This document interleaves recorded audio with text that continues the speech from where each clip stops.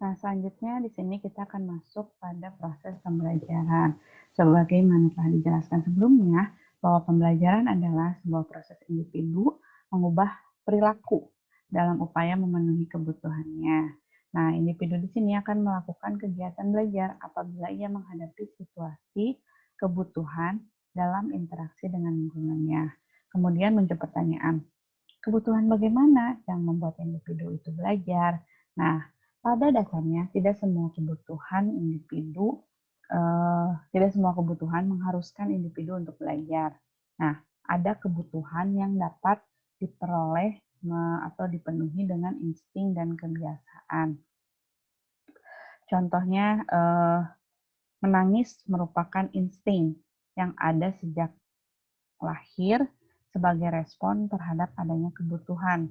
Nah, kita mungkin sering mendengar, sering melihat atau mengalami yang punya adik ataupun misalnya saat menengok bayi, bayi akan menangis saat ia merasa lapar, bayi akan menangis saat ia merasa kepanasan, bayi akan menangis saat ia merasa kedinginan, bayi akan menangis saat ia merasa tidak nyaman dengan orang baru seperti itu. Nah, menangis di sini merupakan sebuah insting. Jadi menangis itu tidak perlu belajar, tetapi sudah ada sejak bayi lahir.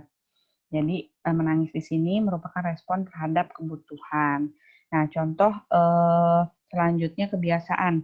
Kebiasaan ini adalah sebuah perilaku yang sifatnya otomatis, menetap, yang ada pada diri individu sebagai hasil pengalaman interaksi individu dengan lingkungannya.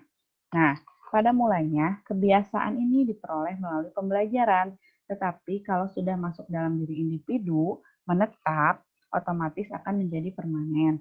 Misalnya, kebiasaan makan,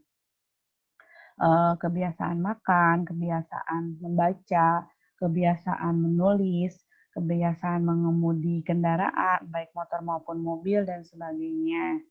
Nah, jadi proses pembelajaran itu tidak diperlukan apabila kebutuhannya itu sudah dipenuhi dengan kebiasaan.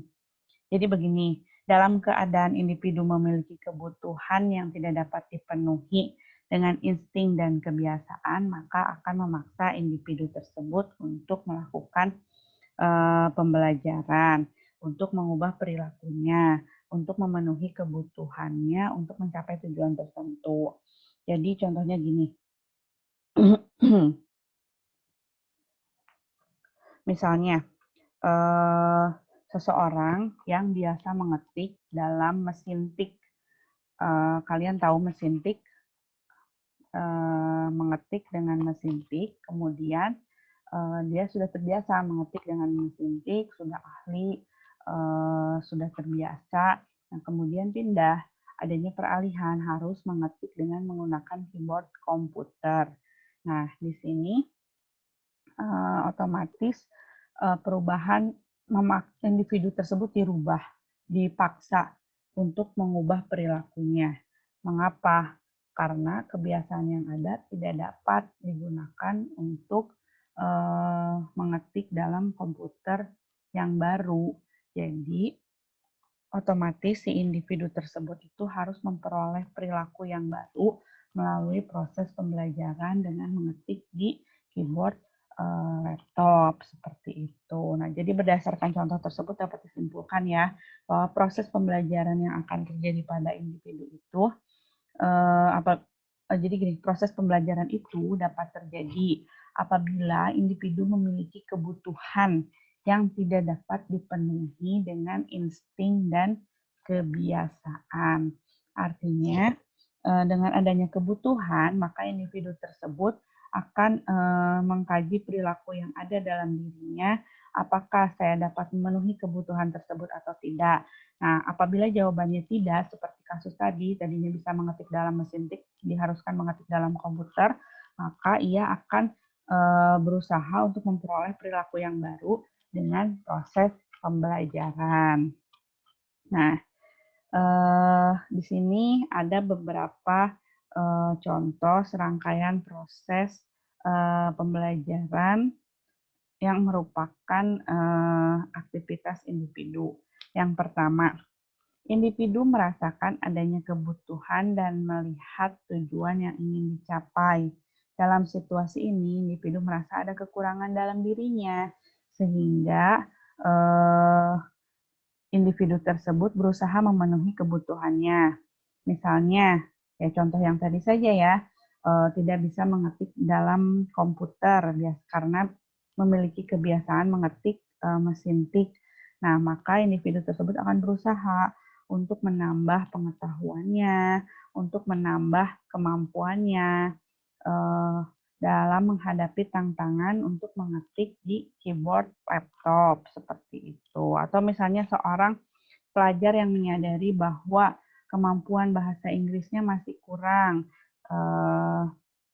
sehingga ia akan berusaha untuk belajar menggunakan bahasa Inggris yang baik untuk memenuhi kebutuhannya dalam memahami beberapa buku bahasa Inggris atau misalnya untuk memahami film yang menggunakan bahasa Inggris atau memahami artikel jurnal yang ditulis dengan menggunakan bahasa Inggris seperti itu ya.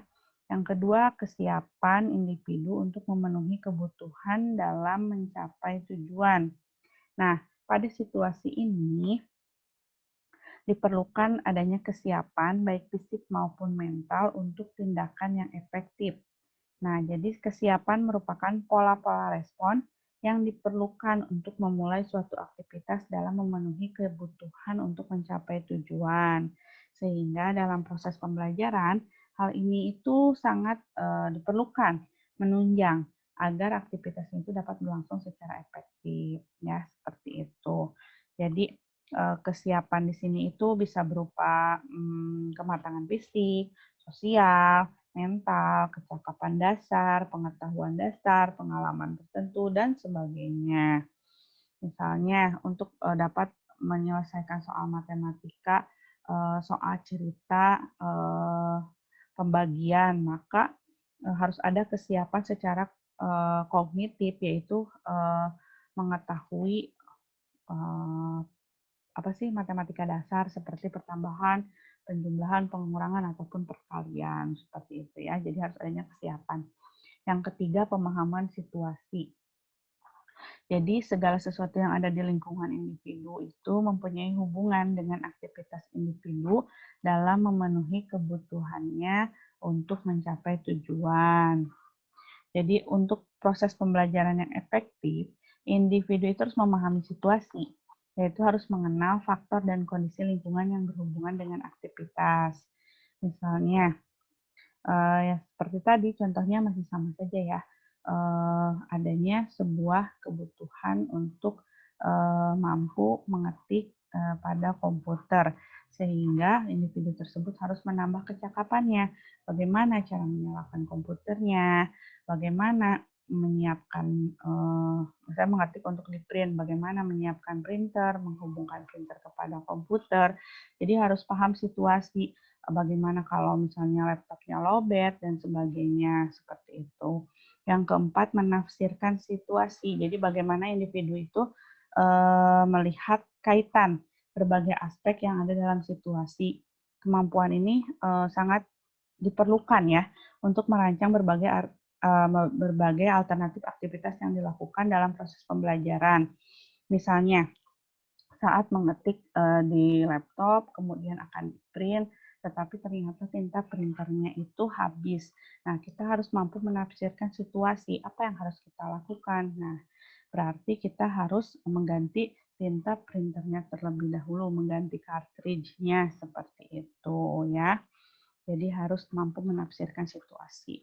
Yang kelima, individu itu melakukan aktivitas untuk memenuhi kebutuhan dan mencapai tujuan sesuai dengan yang telah direncanakannya. Fase ini merupakan aktivitas pembelajaran yang sebenarnya sebetulnya ya.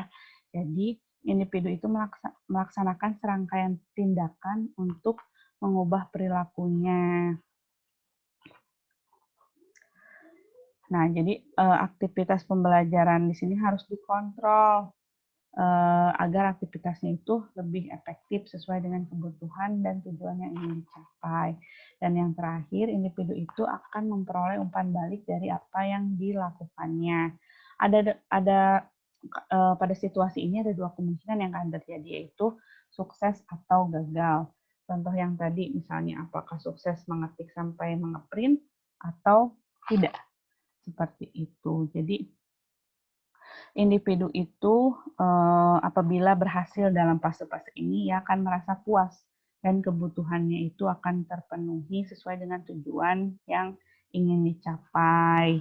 Nah, jadi kesuksesan ini bisa berdampak apakah individu tersebut mampu melanjutkan proses pembelajaran selanjutnya atau tidak apabila gagal. Misalnya individu itu akan melakukan berbagai kemungkinan seperti berusaha lebih baik lagi atau mencari aktivitas lain seperti itu.